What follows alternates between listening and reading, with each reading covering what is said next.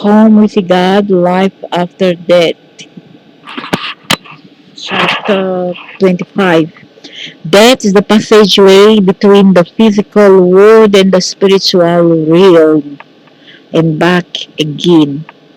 So I'm painting the mural in the corridor of time by changing the vibration of the energy of life that swirls in me and around me. Yes, with your thoughts. See the mind, because the mind is now creating. It's the mind. It's the mind now creating. Every everything. Wow!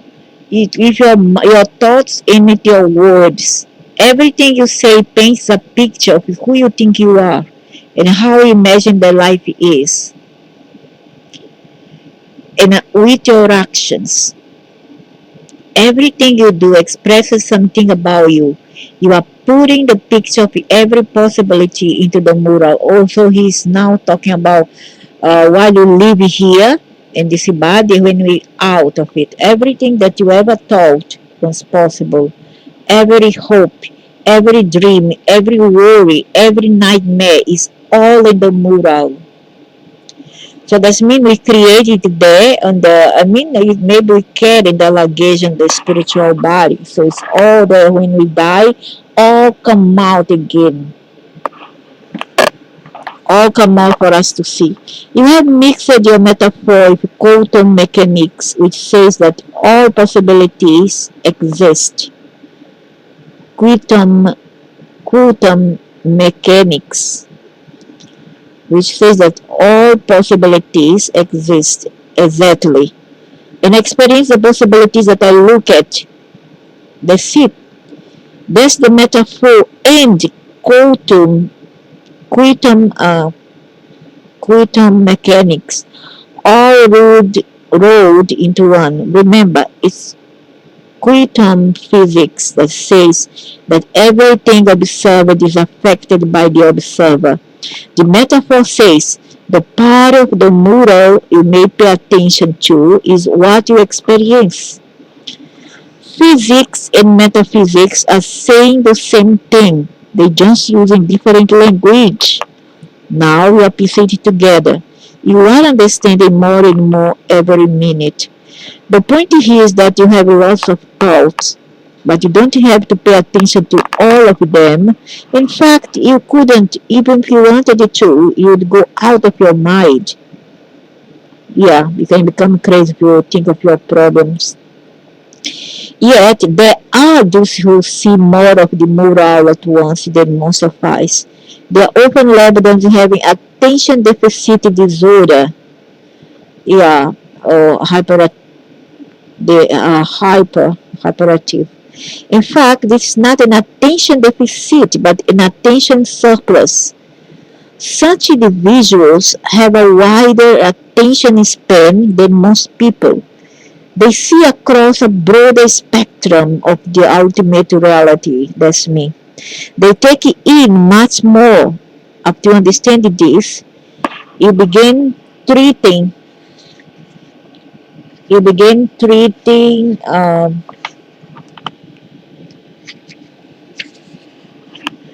such children and adults differently, calling many of them gifted or psychic or indigo. Now, look, I once ostracized, I'm going to tell a part of my life that I suffer in my home country. That is that teacher. She was in her 40s, Afro-Brazilian to be precise. She come from another state of Bahia. I was born and I live in Recife. I stayed in a coastal area called Recife. So I would go to this, I was only 8-year-old in grade 4, grade 4. Grade 4 at the 8-year-old. I'm supposed to be in grade 2. I was 2 steps ahead because of a mistake my father did on my birth certificate. I was 2 years older, officially wise.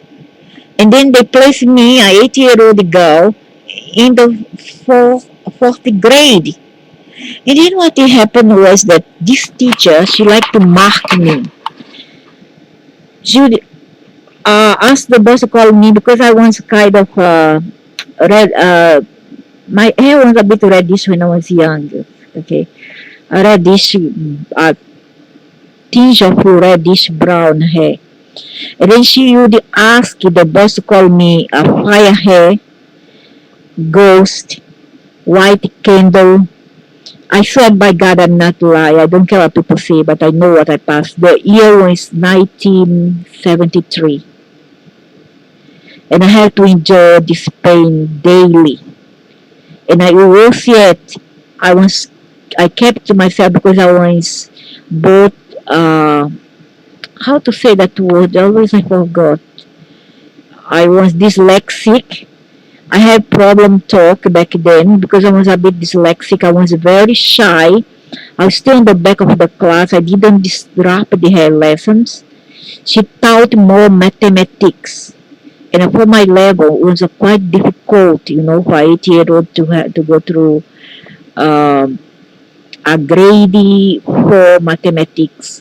And she would call me stupid in front of everybody. And worse yet, she came to a point whereby she asked the boys in class older than I, some would was all repeating classes, they was 14 to 15-year-old boys, you know, abusing a 8-year-old girl.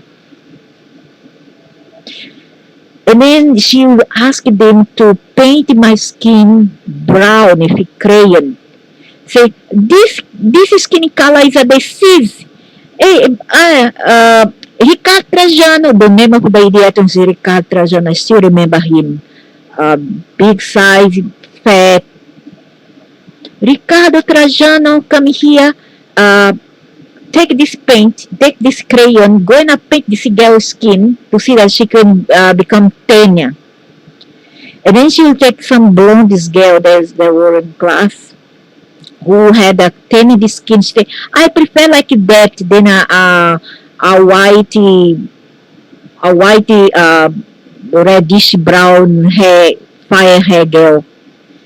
But I right now I didn't know what to say back then because I was a 8-year-old, and then in my mind I say, what am I doing? I don't understand what's going on. Besides, I was autist. You see, I was autist, so I don't understand. I didn't understand back then why she was doing this to me. I didn't told my family member. I didn't told any of my sister this. I kept to myself. I didn't understand what that woman did to me was racism and abuse against a child. But nowadays in Brazil, if they do the opposite to this same ethnic group, oh my God, the sky would fall. The sky will fall. They will put this teacher in jail. Not because she did something to the child, but because the child was not white, not fair skinned. There's this discrimination in that country, in Brazil, in Asia, and in Africa as well, Middle East. I tell the truth. I don't care what people think. So I was autistic and I was dyslexic because I couldn't read properly. But when someone didn't know a geographical place or a name, a verb, a Portuguese verb, I was supposed to say, because this other teacher, my Portuguese teacher was very nice lady, very nice, Mrs. Desi. And she would treat everybody, regardless of skin color, with respect and love. She was a white lady, fair skinned and a brown hair. And then she would say, yes, say, what's that? Then I'll tell the truth. I'll tell, I know the answer, then I'll tell her, I said, okay, a clever girl, good. And nobody knows that I was 8-year-old. I was there as a 10-year-old. A 10-year-old, even if I were 10, what the heck she had the right to do this to a 10-year-old for? Even if I were 10. And then I didn't tell this to anybody. When I grew up, I found out that this was wrong. And I grew up, when I was on my 20s. Even the my teenage time, but I rebelled. I rebelled at school when I was become a teenager because I kept that anger inside me, that trauma of that stupid, miserable teacher, fat ass. The eyebrow look like a prostitute, very like a rainbow, left push on like on top like that, full of makeup, mini skirt, high heels. Why would a teach grade 4 children wearing like that, like a that kind of a street person?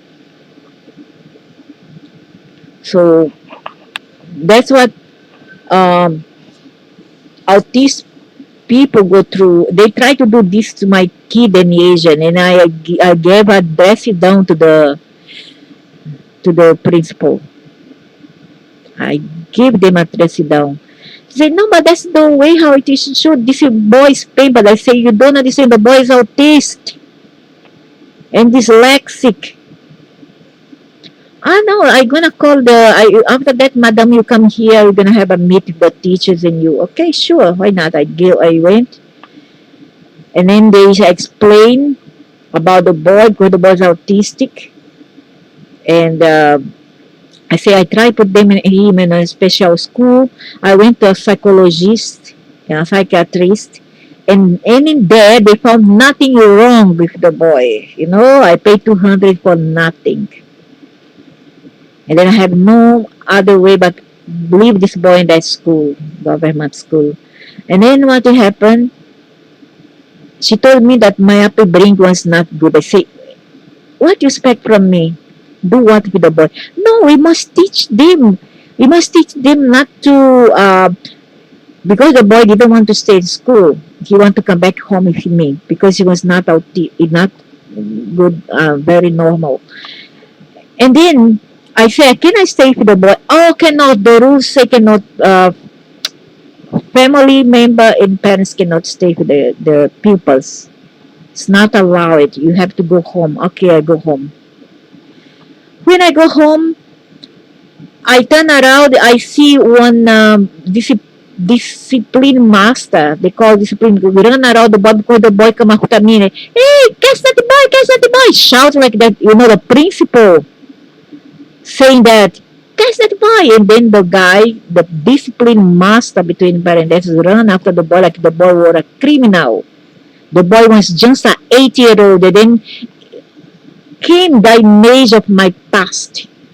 The image of my past come and say, hey, stop, you're not gonna bully my son, Can't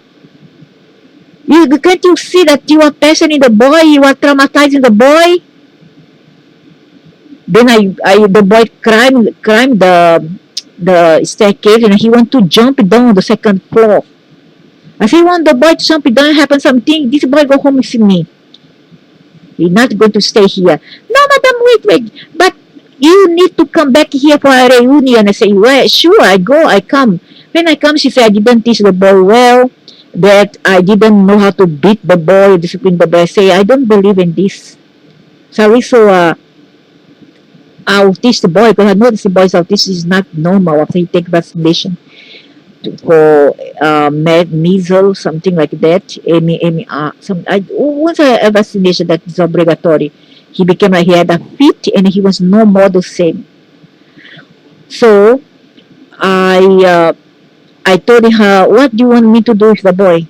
You need to discipline him better. Say, how you see as a discipline? What you see as a discipline? What's discipline for you, madam? She said, you need to be more firm with him and a bit firm and strong toward him. I say, I tried. And it's not easy. It's not easy as you think. Because he attempted suicide, he want to jump from the sixth floor, and I have to be extra careful. Even though the grill, the house have grill, he will bang to the door to open the door and I jump to the parapet down. And a many time I caught him about to jump down to his death, and I would go after him. So many of these instances, I would not allow him to go to school because he threatened to jump from the the school corridor down. So she said, because we are educated, we know we have a course on child psychology. I say, hey, wait a minute. Yeah, I know that you all are educated and then that you all have a diploma. I don't have, I'm just a mother. But I can tell you that experiences is more valuable than a diploma. A diploma is just a paper, just a theory, madam. It's not experiences. I am a mother of four. You know, I know what I went through to brought up these kids. I know what is to be a mother. And I understand their psychology. I understand children's psychology. And you have all the paper, but you don't have the experiences that a mother, a true mother like me has. My God, everybody couldn't answer me back. I swear by God, nobody could answer me back. Everybody put the face down and the eyes down. Teacher and the principal become all pale. Then after that, I say, now I want to go home. Can I please absent myself? I have to go home. But think about it. Please don't harass my son because I know that he's a special needs boy. Then I went to my way. He completed his primary school there. And he was quite a clever boy. And today he's a very, very, very hard working boy. He's 26-year old and a very hard working. And although he's a bit autistic, sometimes he walks, he don't see where he go, he triple and fall down. You know, but he's better. I can say that he's better. He's not perfect, but he's better. Okay, and I have a lot of patience with these people. And nowadays I tell him that you are lucky to have a mother like me. Ah, why? I say, look at, I may not have all that you want right now because you're already 27-year old, okay? You're 26-year old. But don't forget that I brought you up with very, very hard sacrifice. You, your brother and sisters. And I tried my best as a mother. You know, at least I didn't beat you all like crazy. I didn't deny you all your basic needs. I was a very good mother. I have my consciousness clear on that. And I didn't show you all bad example. So such children are different calling many of them gift or psychic or indigo. Yeah, there is. I was one. And I suffered a lot. I suffered a loneliness. I suffered even, as I say, with this teacher, I suffered rejection and abuse in class. And if the pupils who were older than I, older boys, not the girls, the boys. In fact, it is not an attention deficit, but an attention surplus. Such individuals have a wider attention span than most people. They see across a broader spectrum, a big picture of the ultimate reality. They take in much more. After you understand this, you begin treating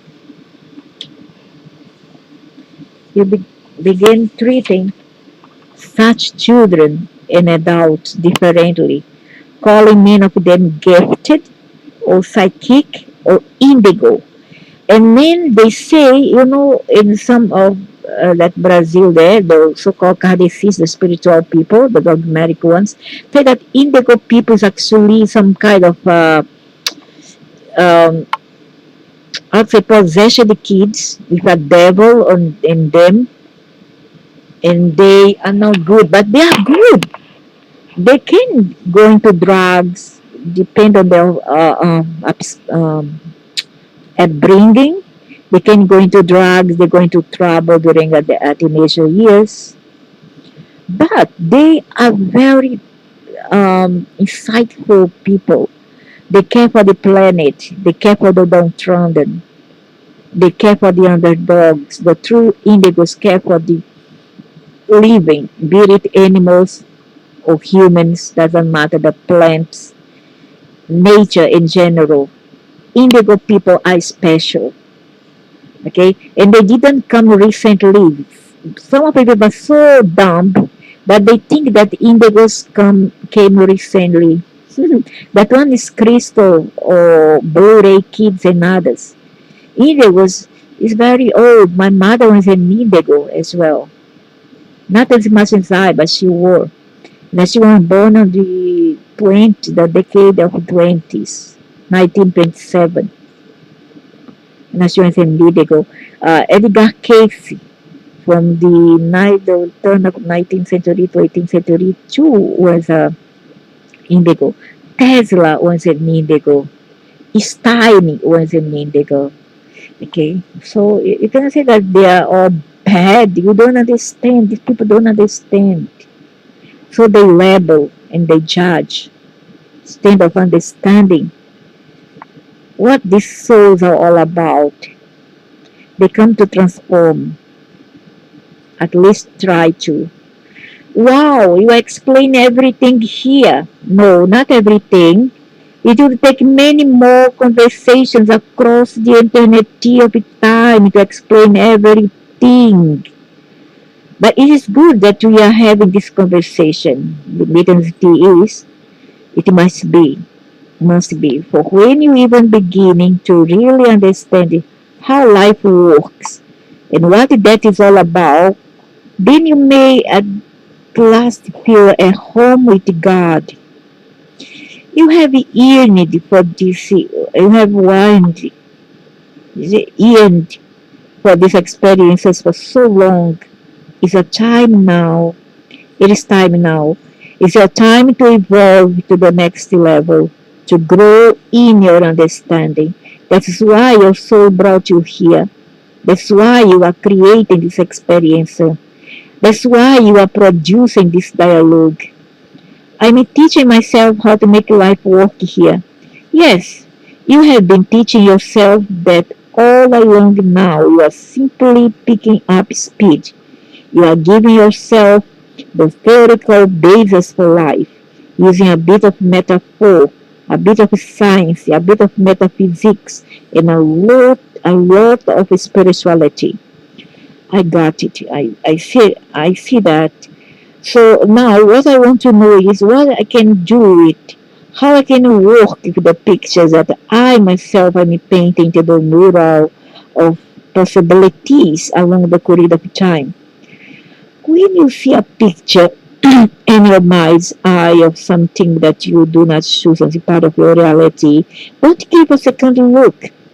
Picture something else. This holds true for everything in life, doesn't it? It does. And it also holds true for that. It's the amazing thing. I mean, it's amazing enough to think that we are creating our own reality during your life.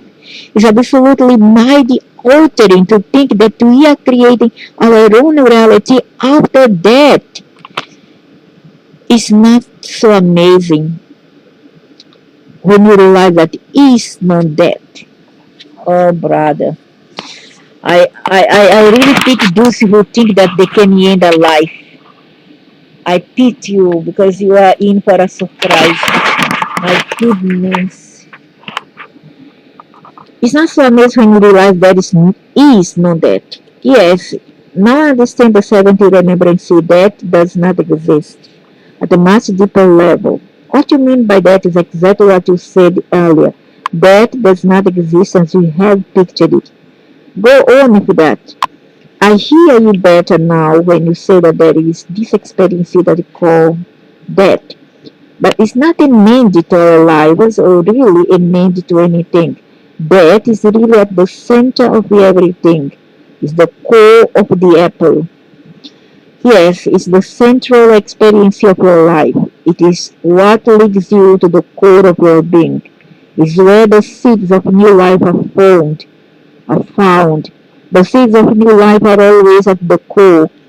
Death is something you move through in order to get to the other side. It's the passageway between the physical world and the spiritual realm and back again. Those pass away. I think that this is the greatest revelation of the metaphor.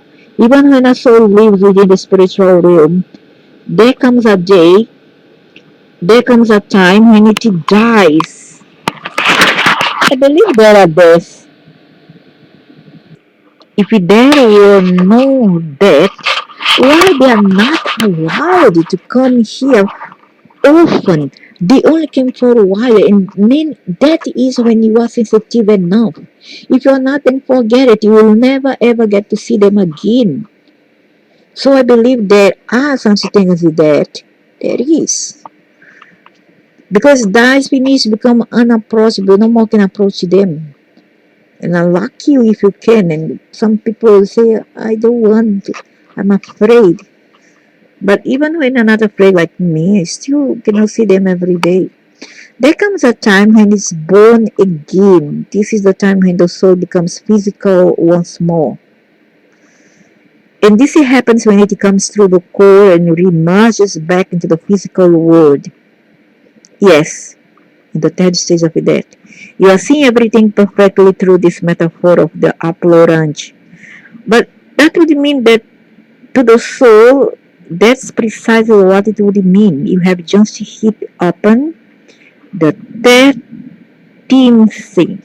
The 13th thing. See, remembrance. See, birth and death are the same thing. The experience of death and the experience of birth are identical at the center of the core of your being. Yes. To your soul. Yes. Both are simply energy attenuations, acting like unlike power transformers, facilitating transitions from one world to the next.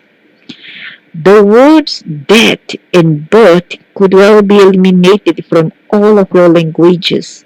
The word creation could easily be substituted in both cases. Birth and death are moments of creation. They are the priming moments. So instead of saying that so and so was born today, we could say that so and so was created today. And instead of saying that so and so died today, we could say that so and so was created anew today. Yes, that would be wonderful. That would be far more accurate. Very few people understand that, and so many have painted it as the saddest experience.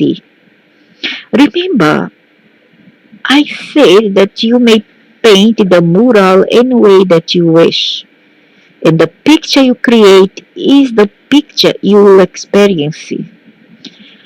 But that's terrible. It's not my fault if I once told of the horrible things by people I trusted. You have let other people paint your picture for you. Why not? Can we help? Can a child help but to accept and absorb all that the parents taught teach them? Or the world around the influences that influence other people?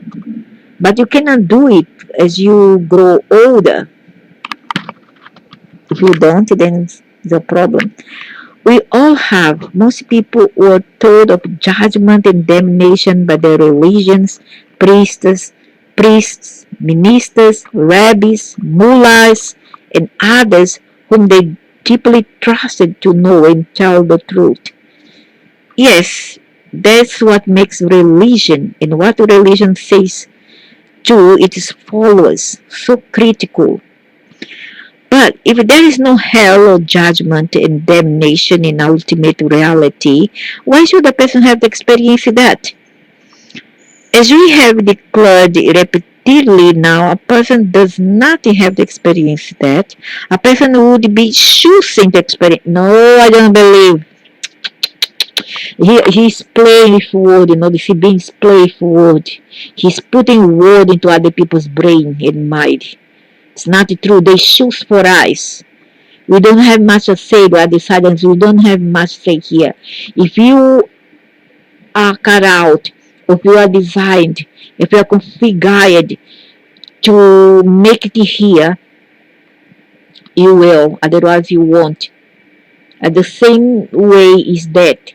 some people will still be punished on the other side, not because they want, not because they were bad, but because there are some shenanigans, political spiritual shenanigans that you don't want to understand. You don't know anything about. You need to be real indigo and very sensitive to understand all this. You do not have to follow the dictates of any belief system, nor to accept. But if there is no hell or judgment and damnation, ultimate reality, why should a person have to experience that? As you have declared repeatedly now, a person does not have to experience that. A person would be choosing to experience that. You do not have to follow the dictates of any belief system, nor to accept and embrace the teachings of any person. You may make a conscious decision to seek your own truth, indeed to create it. You keep saying that I can create my own truth. You do it every day, but by what you believe. Like me, I do. Nobody can change my mind anymore. I no more that teenagers or a youth. I grow older. Nobody fools me. But if, as you told me earlier, a person is constantly creating at three different levels, the subconscious, the conscious, and the superconscious, why in the world would the superconscious, the highest part of us, not choose something other than domination? Why wouldn't it create something else? Good question.